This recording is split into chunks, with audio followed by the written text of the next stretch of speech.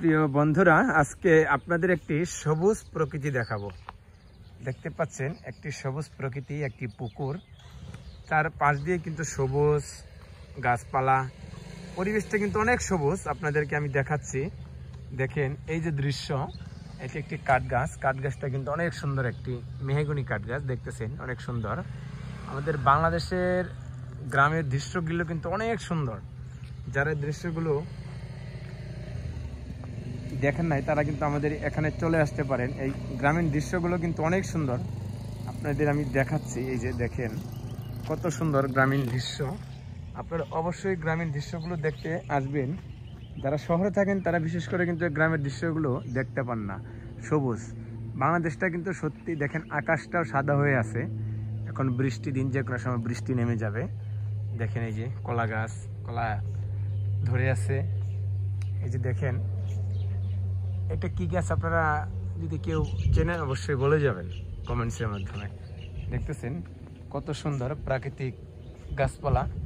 এই গাছপালা কিন্তু সৌন্দর্য কিন্তু শেষ নেই।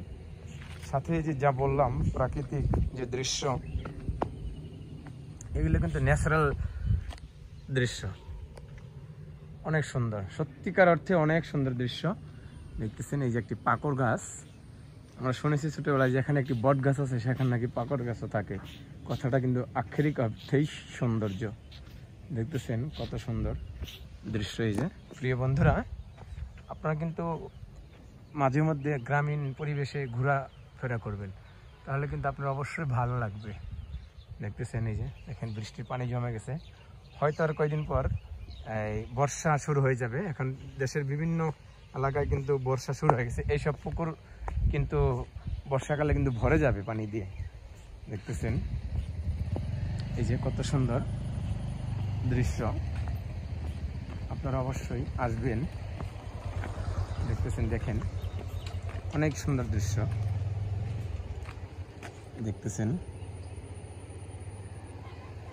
অনেক সুন্দর দৃশ্য। পাশে একটি খামার আছে বন্ধুরা। তো অবশ্যই ভালো লাগলে ভিডিওগুলো শেয়ার দিবেন। দেখেন আমি আপনাদের দেখাচ্ছি, অনেক সুন্দর পরিবেশ।